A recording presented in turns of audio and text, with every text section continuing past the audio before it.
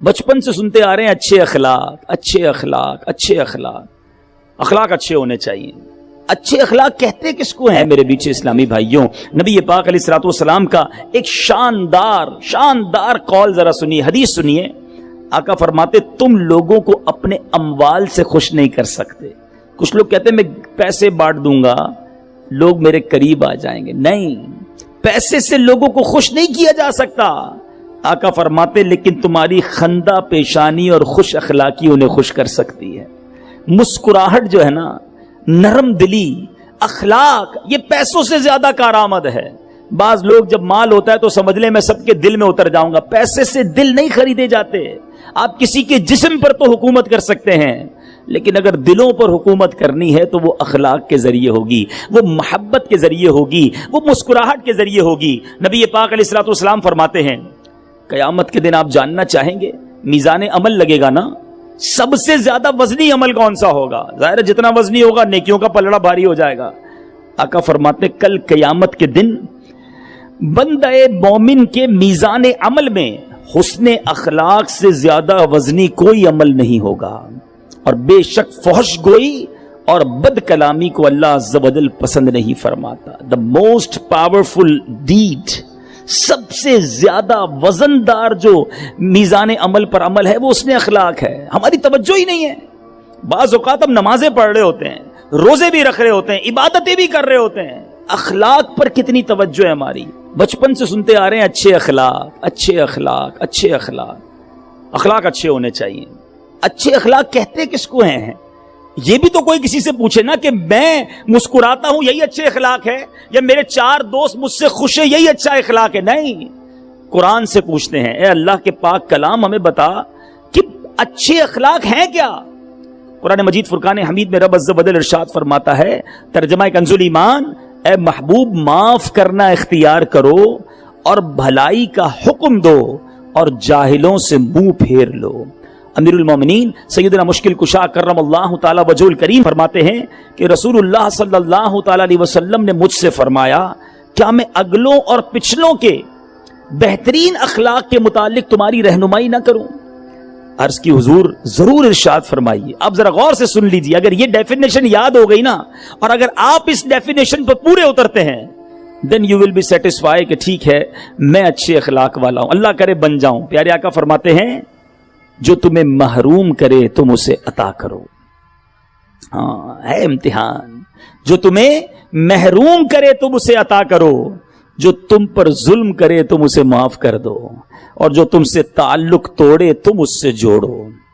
محروم کرے، امجد بھائی نے مجھے نہیں بلایا، اب میں نے بھی نہیں بلانا۔ جو محروم کرے ہم اسے بھی محروم کرتے ہیں۔ اس نے مجھے گفٹ نہیں دیا میں اس کو گفٹ نہیں دوں گا، فلاں نے مجھے نہیں بلایا، ختم، اب ہمارا بھی تعلق ختم۔ تو پھر تو یہ ٹٹ فور ٹیٹ جیسے کو تیسا ہوا نا۔ ہمیں اخلاق اگر اچھے کیا ہیں، جو تمہیں محروم کرے تم اسے عطا کرو۔ ہم سب کا بھلا، سب کی خیر سوچنے والے بن جائیں۔ دوسری بات فرمائی جو تم پر ظلم کرے تم اسے معاف کر دو۔ ابھی تو سنا آپ نے زید بن ثانہ کا واقعہ۔ ایک بار نبی پاک علیہ الصلوۃ والسلام آرام کر رہے، کوئی ہتھیار ساتھ نہیں، کوئی صحابی ساتھ نہیں، ون اینڈ اونلی۔ اس زمانے میں ایک شخص تھا جس کا نام غورث تھا، ننگی تلوار ہاتھ میں لیے نبی پاک کو معاذ اللہ قتل کے ارادے سے سامنے آیا۔ جیسے ہی پیارے آقا کے سامنے پہنچا، کوئی گارڈ، کوئی سرکار علیہ الصلوۃ والسلام کے ساتھ بظاہر نہیں تھا۔ آنکھ مبارک پیارے آقا نے کھولی، سامنے غورث ہاتھ میں تلوار لیے کھڑا ہے۔ پیارے آقا سے پوچھتا ہے محمد صلی اللہ تعالی علیہ وسلم تمہیں مجھ سے آج کون بچائے گا؟ ہاتھ میں تلوار ہے، نبی پاک آرام فرما رہے، لیٹے ہوئے ہیں، کہ اے محمد صلی اللہ تعالی علیہ وسلم آج تمہیں مجھ سے کون بچائے گا؟ پیارے آقا نے کچھ بھی نہیں کہا سوائے ایک لفظ کے، مگر وہ لفظ کیا تھا؟ اللہ۔ کیا فرمایا؟ اللہ۔ اللہ لفظ نکلا کس کی زبان سے؟ رب کے حبیب کی زبان سے، دل میں اتر گیا۔ غورث کانپنے لگا، صرف لفظ اللہ سن کر کانپتے کانپتے تلوار گر گئی۔ نبی پاک نے وہ تلوار اٹھائی، فرمایا غورث اب تجھے کون بچائے گا مجھ سے؟ کہتا ہے آپ کریم ہیں، آپ ہی معاف فرما دیں۔ نبی پاک فرمایا جا میں نے تجھے معاف کر دیا۔ میرے بیچ اسلامی بھائیوں، ظلم کرے تم اسے معاف کرو۔ پیارے آقا کی سیرت بھری پڑی ہے۔ اگر فتح مکہ کے واقعے کو دیکھا جائے، وہ سارے لوگ موجود تھے جنہوں نے ظلم کیا تھا، سب کو تو معاف کیا میرے آقا نے. سلام اس پر کہ جس نے خون کے پیاسوں کو کبائیں دی, سلام اس پر کہ جس نے گالیاں سن کر دعائیں دی. میرے آقا اور صحابہ نے یہ پروف کیا کہ ظلم کرنے والوں کو معاف کیا. ہم کرتے ہیں معاف؟ نہیں جناب, میں نہیں چھوڑوں گا, اس نے مجھے ستایا, اب میں بتاؤں گا میں کون ہوں. اور واقعی ہم بتا دیتے ہم کون ہیں. جب بندہ بدلہ لیتا ہے تو پتہ چل جاتا ہے وہ کون ہے. ہمیں قرآن حدیث یہ سکھاتی ہے کہ معاف کریں, بدلہ نہ لیں, ریونج نہ لیں. ٹھیک ہے بعض اوقات غلطی ہو جاتی ہے انسان سے. میں آپ کو صحیح بتاؤں, یہ جو ریونج کی عادت ہے نا, بدلے کی عادت ہے, اس نے کئی دوستیاں ختم کروا دی, کئی پارٹنرشپس ختم کروا دی, کئی رشتے داریاں توڑوا دی, کئی محبتیں ختم کر دی. اگر ہم صبر کرنے والے, معاف کرنے والے ہوتے تو آج وہ ہمارے دوست ہوتے جو آج دشمن بنے بیٹھے ہیں. آج وہ بھی رشتے دار ہوتے جن سے رشتے داریاں ٹوٹ چکی ہیں. لیکن بس وہی بدلہ لینے کی عادت, معاف نہ کرنے کی عادت, غصہ کرنے کی عادت. اے میرے میٹھے اسلامی بھائیوں, اس میں اپنے آپ کو ہمیں بدلنا ہوگا. اور حدیث کا جو تیسرا سیگمنٹ تھا, جو تیسرا اشارہ تھا, آقا فرماتے ہیں کہ جو تم سے تعلق توڑے تم اس سے تعلق جوڑو. بعض اوقات رشتے دار نہیں بلاتے, اپنے گھر پر نہیں بلاتے, ہم بھی نہیں بلاتے, ہم نہیں جاتے اس خالہ کے گھر پر, ہم اس چچا کے یہاں نہیں جاتے. کیوں؟ کیونکہ وہ بھی نہیں آتے. اپنے بچوں کی شادی میں نہیں بلایا تھا ہم کو. یہ اخلاق نہیں ہے. آپ ایک بار آگے بڑھ کر انہیں بلا تو لیجئے, انشاءاللہ رشتہ داری شروع ہو جائے گی. تھوڑی سی لائف ہے, خوش ہو کر جی لیجئے, رشتہ داریاں محبتیں بانٹ کر جی لیجئے. اور یہی میرے آقا علیہ الصلوۃ والسلام کی خوبصورت تعلیمات ہے. میں ایک ایسا واقعہ سنانے جا رہا ہوں, جب میں نے پڑھا نا رونگٹے کھڑے کر دیتا ہے. اگر باپ ہو, کوئی بھی دنیا کا باپ ہو, اور اس کی بیٹی کے ساتھ یہ واقعہ ہو جائے, کیسے صبر کرے گا, کیسے وہ ریونج نہیں لے گا. اور یہ والد کون تھے اور یہ بیٹی کون سی تھی, ذرا سنیے اور ایمان تازہ کیجئے. نبی پاک علیہ الصلوۃ والسلام کی شہزادی, والد ہیں میرے آقا, شہزادی ہیں حضرت زینب رضی اللہ تعالی عنہا. ان کے شوہر ابو العاص بن ربی نے غزوہ بدر کے بعد مدینہ منورہ کے لیے روانہ کیا. اب یہ خبر قریش مکہ کو, کفاران مکہ کو پہنچ گئی کہ بی بی زینب جا رہی ہے مدینہ. اب وہاں خیر سے پہنچ گئی تو پھر تو یہ بھی امن میں آ جائیں گی. وہ نہیں چاہتے تھے نا کہ لوگ ایک ایک کر کے مدینہ شریف پہنچ جائیں. میٹھے اسلامی بھائیوں, اب کیا ہوا, ان کفار نے حضرت زینب کا پیچھا کیا. مقام زی طوا پر بی بی زینب رضی اللہ تعالیٰ عنہ کو روک لیا گیا. حضرت زینب کو حبار بن اسود, نام یاد رکھیے گا, حبار بن اسود نے نیزہ مارا. میرے آقا کی شہزادی ہیں.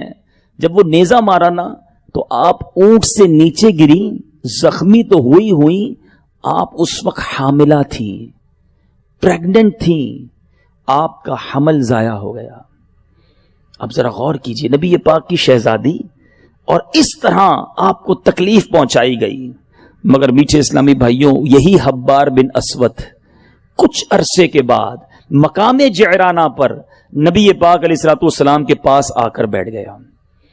اب آیا, حالانکہ یاد رہے کہ ابھی اسلام قبول نہیں کیا تھا.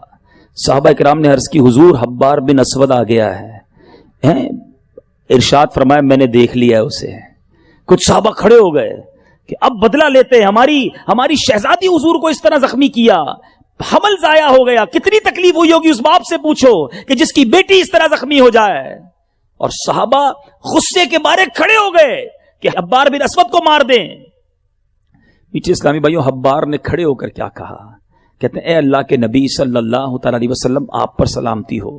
میں گواہی دیتا ہوں کہ اللہ کے سوا کوئی معبود نہیں, اور میں گواہی دیتا ہوں کہ محمد صلی اللہ تعالی علیہ وسلم اللہ کے رسول ہیں. فوراً ایمان لے آیا. کہتے یا رسول اللہ, میں آپ سے بھاگ کر کئی شہروں میں گیا, چھپتا رہا کہ مجھے پتا تھا میں نے جرم بہت بڑا کیا ہے. میں چھپ کر زندگی گزارتا رہا. میں کوشش کرتا رہا کہ میں غیر عربیوں کے ملک میں سیٹل ہو جاؤں, مگر مجھے آپ کی نرم دلی, آپ کا پیارا برتاؤ یاد آتا رہا. اے اللہ کے نبی, ہم شرک میں مبتلا تھے, پھر اللہ نے آپ کے وسیلے سے ہمیں ہدایت دی اور ہمیں ہلاکت سے نجات بخشی. لہٰذا آپ میری جہالت اور میری اس بات کی جس کی آپ تک خبر پہنچی ہے درگزر فرمائیں. میں اپنے برے کاموں کا اعتراف کرتا ہوں, آج معافی مانگتا ہوں, مجھے معاف کر دیجئے. اے میرے میٹھے اسلامی بھائیوں, نبی پاک نے فرمایا, جاؤ میں نے تمہیں معاف کر دیا. یہ ہے میرے آقا کی سیرت. ہمارے پیر پہ کسی کا پیر پڑ جائے نا، اتنا بڑا ظلم تو چھوڑ دیجئے، چلتے چلتے پیر پہ پیر پڑ جائے تو بندہ پیچھے سے آواز لگاتا ہے اندھے ہو نظر نہیں آتا. کیا اس سے غلطی نہیں ہو سکتی ہے؟ ہماری گاڑی سے کوئی چھوٹا سا اسکریچ موٹر سائیکل والا لگا دے تو جب تک اس کو 2 گالیاں نہ دے میں چین نہیں آتا ہے. چلتے چلتے کوئی گاڑی آگے ہمارے نکالے تو شیشہ اتار کر اس کو جب تک آل فول نہ بکے تو چین نہیں آتا. کیوں اتنی سختی ہے ہمارے اندر؟ کیوں اتنا ریونج ہے؟